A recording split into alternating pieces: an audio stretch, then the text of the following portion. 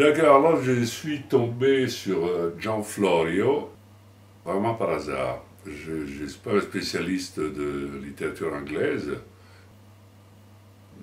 évidemment de Shakespeare non plus. Je connaissais Shakespeare comme tout le monde, mais pas plus que ça. Puis un jour, vers 2002 peut-être, il y a eu une nouvelle dans les journaux de partout dans le monde d'un professeur d'école sicilien qui disait que Shakespeare était sicilien. Alors la chose m'a intrigué. Je dis, oui, je savais qu'il y avait des histoires sur l'identité de Shakespeare, mais Shakespeare sicilien, j'ai trouvé ça bizarre. En fait, les doutes sur celui qu'on appelle l'homme de Stratford ne sont pas récents. On sait tout de lui finalement, mais sa vie se résume à une somme de banalités qui n'est pas très éclairante pour comprendre l'œuvre. C'est quelqu'un qui a été élevé, qui est allé à l'école de son village, à Stratford-on-Avon, en Angleterre, qui à l'âge de 13 ans a quitté l'école pour aller travailler avec son père, qui était gantier. Donc il s'est mis à fabriquer des gants jusqu'à l'âge de 18 ans, alors qu'il s'est marié. Par la suite, il a eu 2 enfants, 2 filles, et il est parti. Ensuite, il y a eu 7 années perdues, the 7 lost years. Donc pendant 7 ans, on a perdu la trace de cet homme. Et puis voilà qu'il réapparaît à l'âge de 25 ans à Londres. Alors d'abord, il garde les chevaux d'un groupe d'acteurs à l'extérieur, et puis bon, à l'extérieur du théâtre, et finalement il est intégré dans la troupe d'une façon ou d'une autre, il se met à jouer avec eux, puis éventuellement à produire lui-même des spectacles. Voilà. Mais il est mort à l'âge de 52 ans, ce qu'on sait aussi, c'est qu'il est mort à l'âge de 52 ans à Stratford, qu'il était vraiment très à l'aise à ce moment-là, parce qu'entre-temps, en plus de produire des spectacles, il avait acheté des terrains, des maisons, il les avait revendus, il a même été entraîné dans des procès avec des gens qui ne lui remboursaient pas de l'argent qu'il avait prêté. Il a aussi acheté du grain, et puis il le gardait. Alors ce qu'on a découvert il n'y a pas très longtemps, c'est qu'il le gardait pour faire monter les prix, et puis il le revendait quand les prix avaient monté. Donc, il faisait des prêts à taux usuraire également. Alors voilà, c'est vraiment un traficoteur, un homme d'affaires, oui, quelqu'un qui faisait des allers-retours entre Londres et Stratford. La lecture de La Tempête a coïncidé avec cette nouvelle. J'ai décidé d'apporter toutes les œuvres de Shakespeare en voyage avec moi et de me lancer dedans. Et il a été frappé par le nombre de références à l'Italie, non seulement géographiques, mais aussi culturelles, mais aussi des tournures de phrases, des proverbes, des comptines pour enfants, des situations, des mots, bref, il était surpris. Et il s'est dit, celui qui a écrit tout ça, il avait une connaissance intime de la culture et de la langue italienne. J'ai écrit un petit essai d'une trentaine de pages qui s'appelait, en traduisant de l'italien, La Tempête, l'histoire d'une famille méridionale. Et donc il n'y avait pas question de Florio, c'était question justement d'autres sujets qui sont liés à Naples, à la mer, aux îles, et à certaines choses qui sont contenues dans le langage, l'émotivité, des sentiments, et même des expressions, le rapport père-fille dans La Tempête, qui était très, très méridional. Tassinari a fait carrière comme professeur de langue et littérature italienne à l'Université de Montréal. Donc il avait un bagage, par exemple, de la littérature italienne des 15e, 16e siècles, assez considérable. Et lorsqu'il a trouvé des traces de tout ça dans l'œuvre de Shakespeare, il a été vraiment stupéfait. D'autant plus que plusieurs de ces pièces italiennes qui ont servi de base à l'écriture de plusieurs pièces de Shakespeare, où on retrouve les mêmes situations, les mêmes intrigues, les mêmes personnages, etc.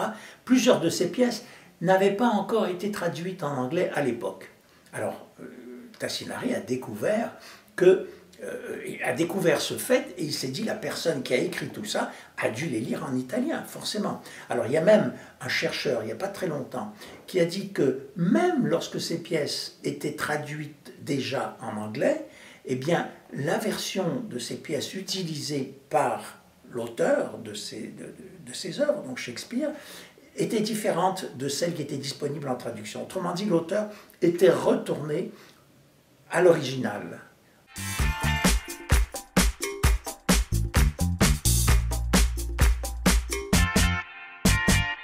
Et j'ai découvert qu'il y avait un contemporain qui était maniaque de langue, qui avait écrit un dictionnaire, un grand dictionnaire. Je suis allé chercher à l'université McGill, mais trouvant les papiers comme ça, c'est difficile à manier, un grand dictionnaire de 1000 pages et tout ça.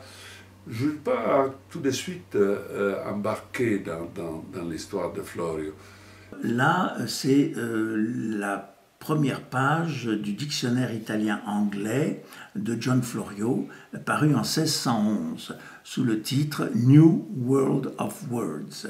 C'était un dictionnaire italien-anglais qu'il a dédié à la reine Anne. Il y avait là-dedans 75 000 mots italiens, dont Florio a proposé parfois 3, 4, 5, jusqu'à 6 mots anglais à chaque fois.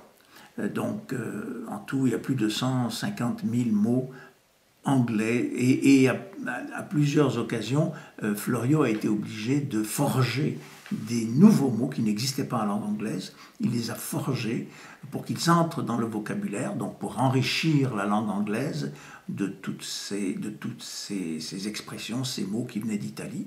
Et beaucoup de ces mots sont encore dans le dictionnaire anglais d'aujourd'hui. Seulement, on ne mentionne pas l'origine de ces mots dans le dictionnaire, on ne les attribue pas à Florio, on les attribue dans bien des cas à Shakespeare, mais pas à Florio, qui souvent les avait d'ailleurs utilisés avant qu'ils apparaissent dans les œuvres de Shakespeare.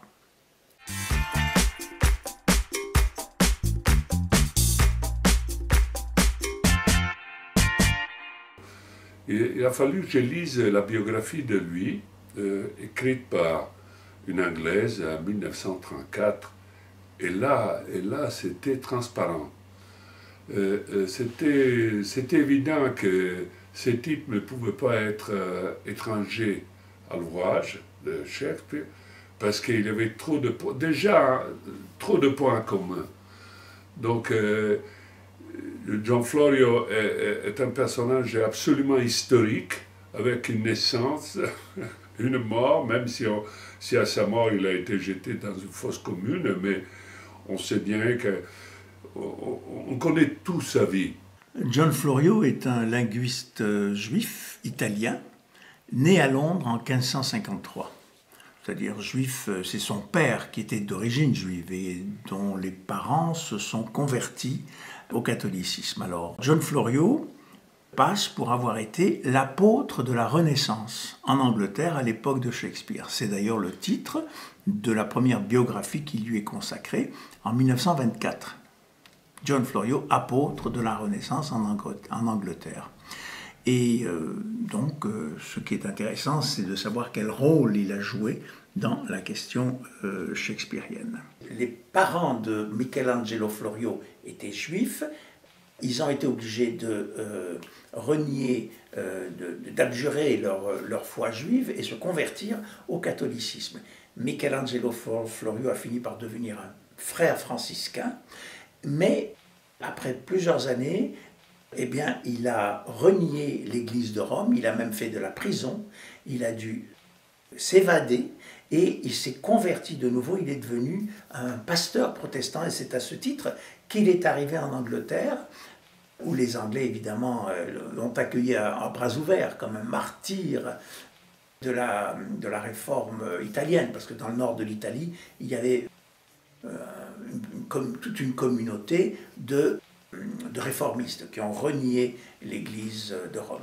Alors c'est comme ça que le père, donc Michelangelo Florio, arrive en Angleterre et c'est là que naît son fils John Florio. Donc John Florio est né à Londres, de ce père qui avait donc une hérédité catholique, protestante et juive.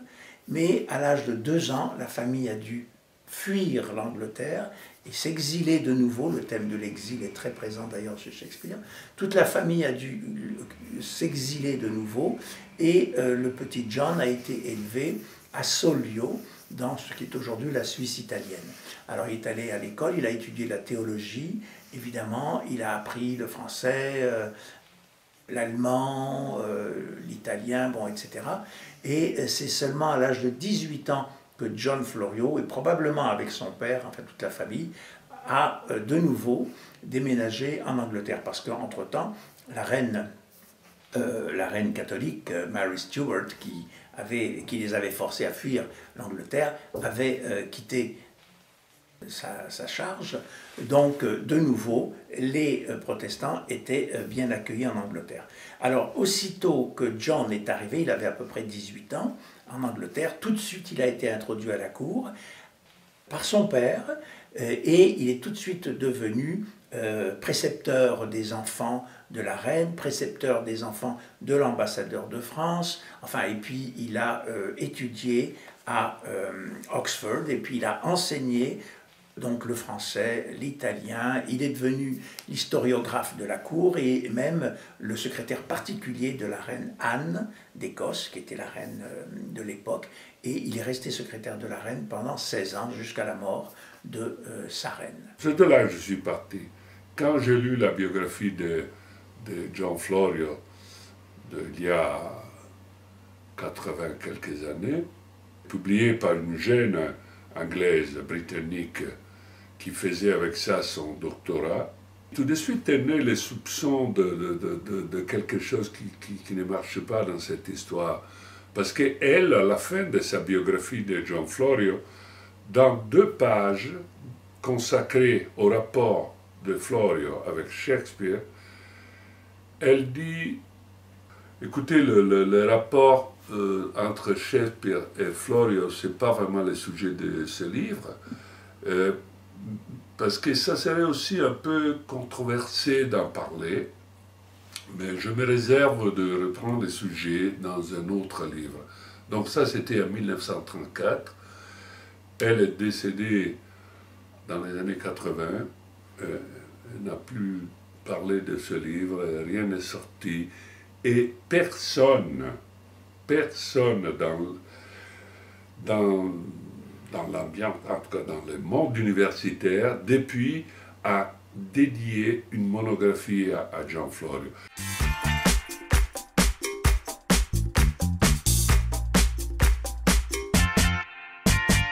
Tassinari, lorsqu'il m'a téléphoné à la revue Jeux, dont j'étais le rédacteur en chef, était précédé, je dirais, par sa réputation. Parce que je savais c'est quelqu'un qui a fondé et dirigé pendant très longtemps une revue qu'il appelait transculturelle au Québec, c'est-à-dire une revue qui s'intéressait au passage d'une langue à l'autre, à l'enrichissement d'une culture par une autre. Alors cette revue s'appelait Vice Versa, et il y avait là-dedans des articles en français, en anglais, en italien, parfois même en espagnol. Alors, et puis Tassinari, c'est quelqu'un qui s'exprimait beaucoup dans les médias au Québec, etc., qui plaidait pour cette idée de la transculturalité. Il était un agent transculturel. Donc ça veut dire quelqu'un qui venait d'autres cultures, qui traversait les cultures, qui était polyglotte, et donc qui avait des vitesses en plus. John Florio, si on le regarde simplement, sans besoin de se plonger dans ses œuvres, tout étudiant, toute personne qui s'approche comprend tout de suite qu'il a quelque chose de plus. Ça veut dire, il connaît les langues, on le voit, l'anglais, l'italien, l'espagnol et le français, pas dans cet ordre, mais en tout cas au moins 4 langues, qui a une culture immense parce qu'il a lu des centaines et des milliers de livres, parce qu'on le voit à travers ses dictionnaires. Donc, tu vois qu'il y a des caractères beaucoup plus pertinents que certains d'autres. Mais les gens de théâtre diront, mais il n'était pas un homme de théâtre. Mais oui, ça c'est la seule chose qu'il pourrait dire. Il n'est pas un homme de théâtre. Non, il ne s'affiche pas comme homme de théâtre. Ça c'est vrai. Mais il a toutes ces autres caractéristiques shakespeariennes, par l'origine italienne aussi, qui est aussi importante, parce qu'il y a beaucoup d'Italiens dans les œuvres de Shakespeare. Il y a 17 pièces, justement, qui se passent en Italie.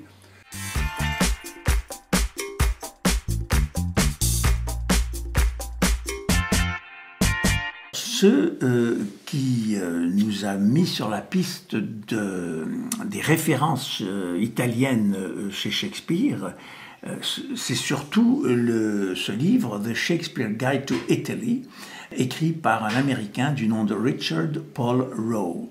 Le sous-titre, c'est Retracing the Bard's Unknown Travels. Donc c'est un guide shakespearien de l'Italie et qui s'attache à retracer les voyages du barde dans ce pays. Et ce que Rowe a découvert, c'est que des centaines et des centaines de références à l'Italie qui se trouvent dans l'œuvre de Shakespeare sont réelles, sont vraies. Il ne s'agit pas d'imagination de la part d'un auteur anglais qui n'aurait jamais voyagé à l'extérieur de son pays. Ce sont des preuves concrètes que Rowe a découvertes en fréquentant l'Italie, en allant pendant 25 ans tous les étés dans ce pays, passer ses vacances, et il avait à la main toutes les pièces de Shakespeare. Il est allé vérifier les noms des rues, les noms des places publiques, des fontaines, le nom des puits, des statues, des portes pour sortir de la ville ou pour entrer dans la ville. Tout ça est vrai, tout ça n'est pas le fruit de l'imagination d'un auteur de la campagne anglaise, mais tout ça a été écrit par quelqu'un qui connaissait le pays. Il y a plus de 800 références à l'Italie dans l'œuvre entière de Shakespeare. Un de ces exemples, c'est la ville de Sabionetta, le village de Sabionetta. Rowe a découvert il y a dans ce village un quartier qui s'appelle la Petite Athènes. Or, justement, dans le Songe d'une nuit d'été, on dit que l'action se passe à Athènes. Mais, selon toute apparence, on se trouve en Italie. Alors, il a découvert qu'en banlieue de Mantoue, il y a ce village de Sabionetta dans lequel un duc avait fait concevoir un quartier sur le modèle de l'Athènes de Grèce, parce que c'était un amoureux de la Grèce antique.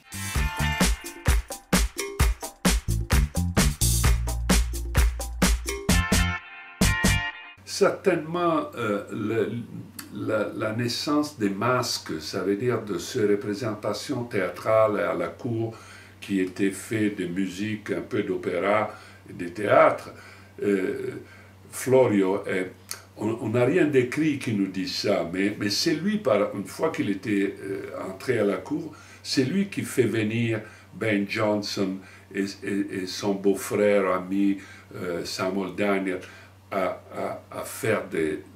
écrire et mettre en scène des masques. Donc il est très impliqué dans toute cette affaire théâtrale, musicale, théâtrale.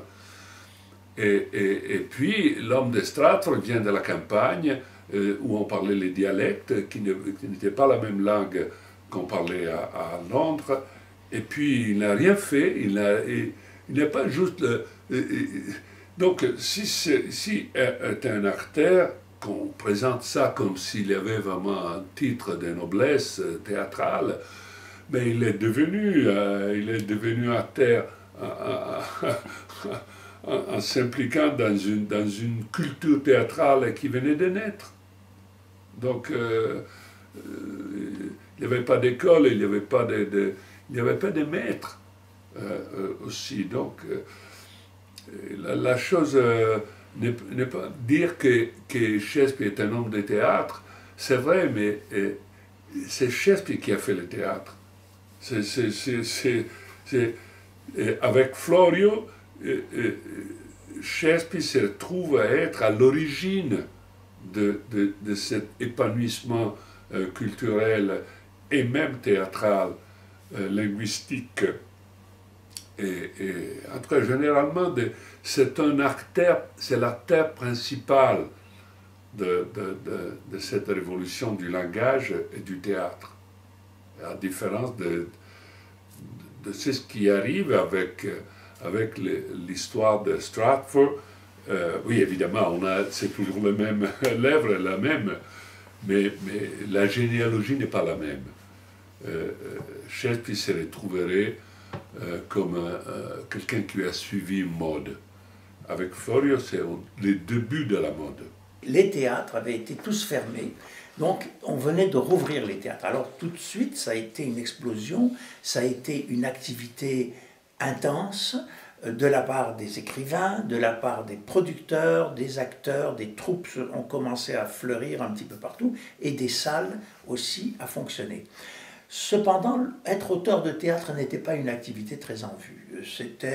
L'auteur d'ailleurs n'avait pas de droit, il pouvait vendre ses textes à des troupes de théâtre qui, elles, en faisaient ce qu'elles voulaient. Elles pouvaient les publier, elles pouvaient les jouer, elles pouvaient les modifier, etc. Donc John Florio, qui avait par ailleurs un poste très prestigieux à la cour, préférait donner les pièces qu'il écrivait à son ami Ben Jonson pour qu'elles soient montées et jouées à la scène. Alors c'est Ben Jonson qui était le passeur, hein, le go-between, comme on dit, le passeur, et qui a donné beaucoup de ses textes à l'homme de Stratford, qui avait un nom qui ressemblait un petit peu à William Shakespeare, mais c'était Shakespeare, enfin un nom incertain, et donc qui était proche d'un des pseudonymes que John Florio avait utilisé.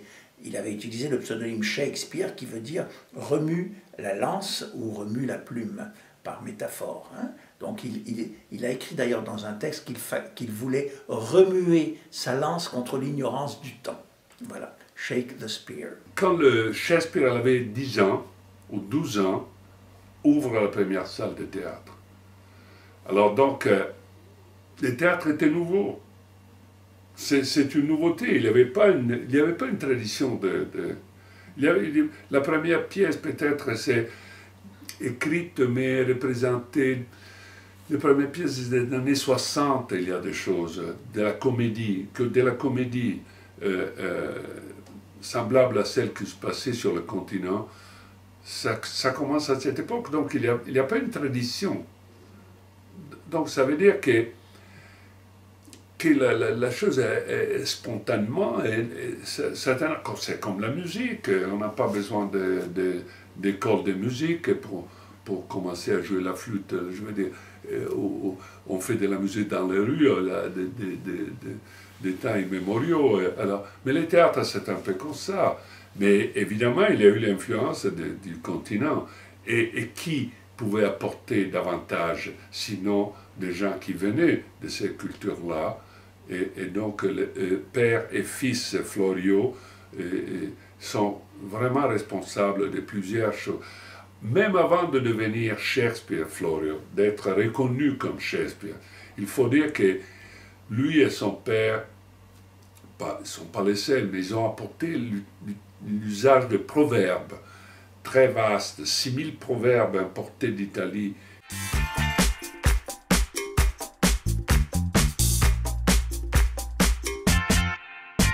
Beaucoup d'expressions dans les pièces de Shakespeare apparaissent carrément comme de l'italien traduit. Par exemple, sound as a fish, c'est-à-dire frais comme un poisson. Ben, on n'imagine pas un Anglais parler comme ça. Apparemment, c'est une expression italienne.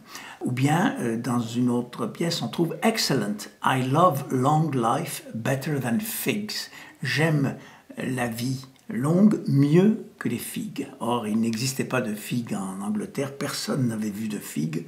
C'est une comparaison qui serait assez étonnante d'entendre de la part d'un Anglais. Et puis alors, ailleurs, on voit cette phrase curieuse, « Why, masters, have your instruments been in Naples, that they speak in the north thus ?» C'est-à-dire, quoi, maître? Est-ce que vos instruments, alors c'est quelqu'un qui s'adresse à un musicien, est-ce que vos instruments sont allés à Naples pour parler du nez ainsi? Parce que la personne qui a écrit ça savait que les Napolitains avaient la réputation de parler du nez. Ils avaient une voix nasillarde.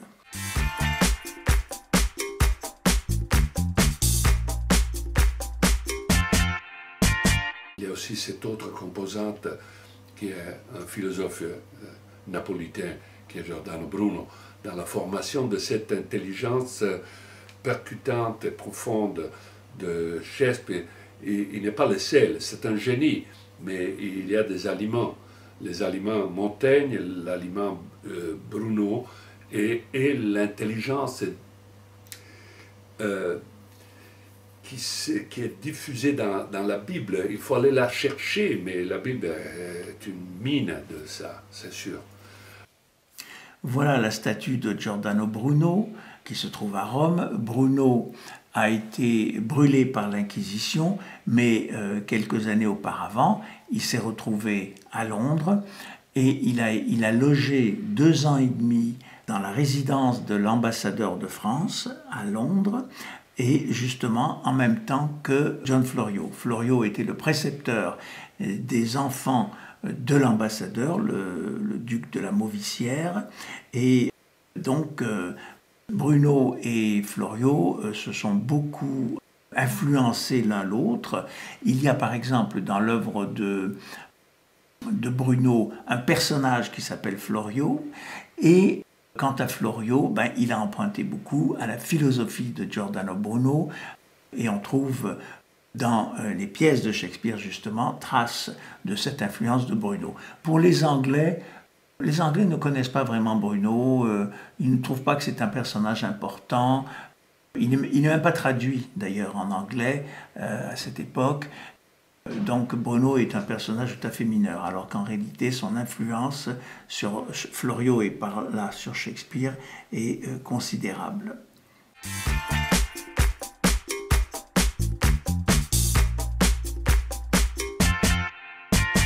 L'importance de la traduction de Montaigne, moi je ne suis pas un spécialiste, mais c'est évident. Montaigne, c'est celui qui se pose d'une façon moderne, la présence du soi, de l'intériorité, chose qui est à la base d'Hamlet, de Macbeth et de toutes les tragédies, change complètement. Et c'est un enseignement fondamental à l'intelligence dans le sens vraiment à l'intelligence britannique. L'injection de Montaigne est fondamentale. Ici, on voit très bien un passage des essais de Montaigne que John Florio a traduit en anglais. Et alors on dit que c'est une traduction absolument flamboyante, et on dit qu'avec cette traduction anglaise, Florio a fait de Montaigne véritablement un auteur élisabétain. On voit donc un passage des essais de Montaigne, et on voit comment ce passage se retrouve dans La Tempête, signé Shakespeare. Alors il y a en français c'est une nation, et puis en anglais in the Commonwealth.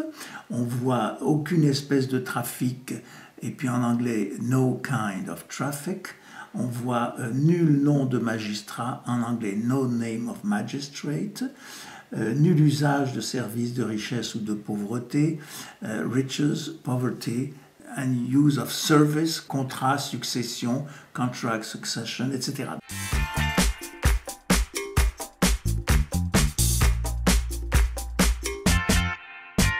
Bon, c'est la même chose avec les connaissances de Shakespeare sur la Bible. Par exemple, Shakespeare est allé à l'école primaire. Bon, il a sans doute été un petit peu imprégné par l'enseignement qu'on y faisait de la Bible, mais cette Bible-là est différente de la Bible de Genève, qui sert de base à plusieurs pièces de Shakespeare, et dans lesquelles, à laquelle il y a de nombreuses références. Or, John Florio a aidé le roi James Ier à traduire ce qu'on appelait la Bible du roi James.